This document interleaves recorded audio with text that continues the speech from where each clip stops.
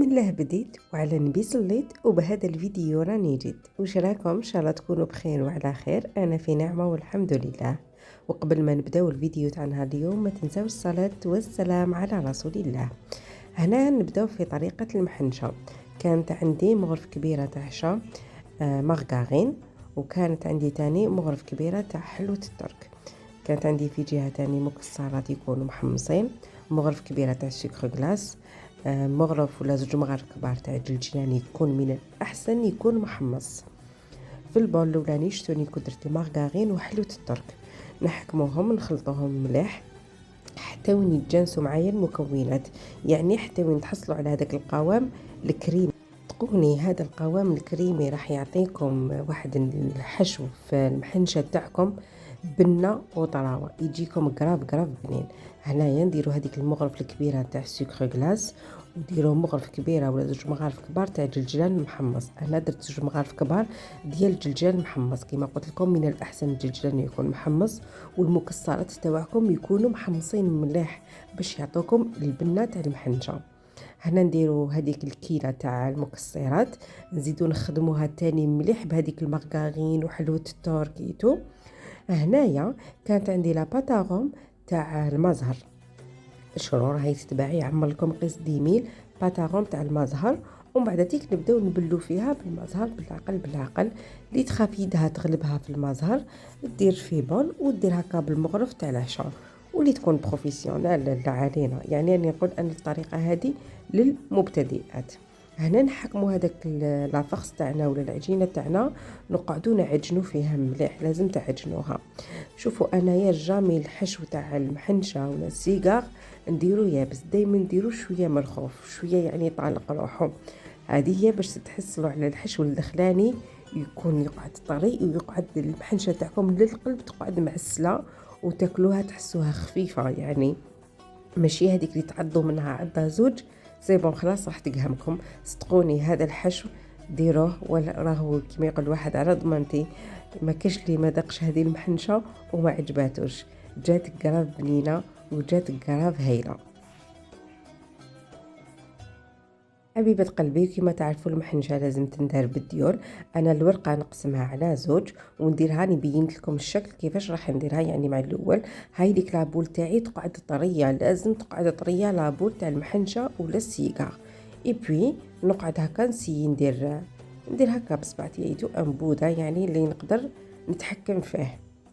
اي بوي كما راكم تشوفوا طريقة المحنشة العاصمية الجزائرية التقليدية، ما فيها حتى بريستيج، ما فيها حتى حاجة جديدة، درتها لكم بطريقة سهلة ومبسطة. هنايا نجيو نديروا هذاك البوده تاعنا نقعدوا ندوروا فيها. تحبوا ديروها كبيره يعني توصلوا هذاك الحشو حتى الاطراف، ولا تحبوها ديروها. انا درتها صغيره يعني كنت عارفوا صياميتو الواحد يعض عضه ولا زوج ما يكملش هذيك الحبه كي تكون كبيره. باغ كونطخ كي ديروها بهذا الشكل تكون هكا صغيره متحوفه تجيكم قراب هايله. كنصيحه كي تكونوا تدوروا في هذه المحنشه تاعكم سيو دائما تكمشوها باش تدوروا، كمشوا باش تدوروا باش تحصلوا يعني ما تقطع لكمش. وسيرتو الا كانوا الديول من النوعيه الجيده، صدقوني حيعطوكم نتيجه بزاف هايله. اعرفوا برك منين تشرو الديول تاعكم.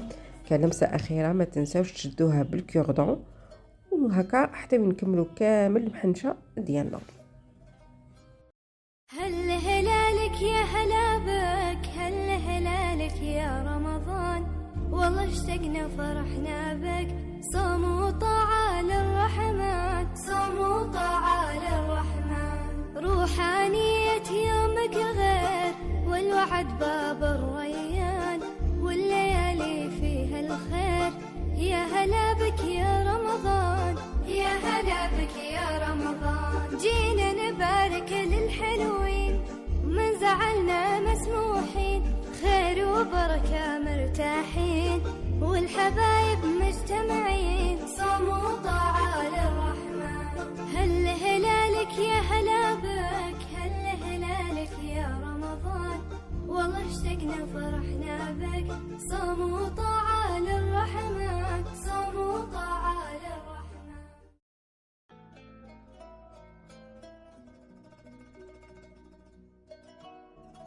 بما انه انا كملت قفلت كامل المحنشه تاعي، عندي من جهه العسل تكونوا ما سخنتوهش، يعني عسل تحطوه ديريكت في الكسرونه وتخلوه ولا في طونزان بول كيما حبيتو. وهنا من جهه كانت عندي الزيت كنت سخنتها مليح كيما راكم تشوفوا الزيت ديالي، ونحطوا هذوك الحبات المحنشه. الكوردون راح يساعدكم ويعاونكم باش هذيك المحنشه تاعكم كامل ما تنحلش، والحبات المحنشه تاعكم شغل ما تترتقش، تقعد على حالها كيما تحطوها في الزيت كيما تخرجوها. من الأحسن ويستحسن المحنشة تحمروها مليح، على قد ما تحمروها على قد ما تعطيكم هذيك القرمشة، وعلى قد ما تحطوها في الزيت تقعد دايما هذيك الطبقة الفوقانية تقعد دايما مقرمشة. هذه هي. ومن بعد هذيك انا غير نخرجها من الزيت نحطها فوق العسل. العسل بالك وكش ما تزيدوا له ما زهر ولا كش ما تزيدوا له العسل كونتر حاجه ما تزيدوها له، يعني كيما تفرغوه في البلاطه تحطوه في وين تحطوا المحنشه تاعكم في كسرونه ولا ليان ولا بول واش كان عندكم، وتحطوه ديريكت. شوفوا انا ها من الزيت يعني ديريكت للمقله. أنا نسيت نوضح لكم الطريقة ونوريها لكم طريقة مبسطة سهلة، ما تخافوش كامل محنشة وراح تعطيكم واحد البنة بنة الزمان تجي قراف بنينة. ودائما نقول لكم اللي تحب دير طلب ساليو لا سكري ما عليها غير تعيط لي في النيميرو اللي راهو يبان هنا في الشاشة اسفل الشاشة، ونقول لك مرحبا بك. شوفوا النتيجة النهائية تاع المحنشة تاعنا قراف هايلة. انا نسيي دايما نجيب لكم الحلويات الجزائريه التقليديه، نسيي دايما نبعد على البريستيج على قد ما نقدر، دايما نقعدوا في البنه والحلاوه تاع زمان. حبيبه قلبي ما تنسونيش بهذاك الجام، وانتي اللي راكي مبتدئه وحابه ديري مشروع راني عاونتك باش ديري مشروع واش راكي حابه ديري، يعني المحنشه كمشروع مربح ان شاء الله في شهر رمضان المبارك. بما انا ما بخلتش عليكم بالوصفه انتم نتمنى ان شاء الله ما تبخلوش عليا بهذاك الجام. تعرفوا المعسلات يكونوا حاضرين دائما في المائده تاع شهر رمضان المبارك، يعني ولا راهم جايينك ضياف ولا تقدري تحمري بها وجهك، هذه المعسلات عن نهار اليوم. عارفوا أنه شهر رمضان المبارك لازم في المائدة الجزائرية تكون كاينة هذيك المحنشة ولا السيجار، يعني تكون كاينة حاجة معسلة. هنايا كانت سهرة عائلية بامتياز، الله يدوم لمتنا ومحبتنا وقصة. إن شاء الله ربي يطول في عمر ميمتي، آمين يا رب العالمين. مع السلامة.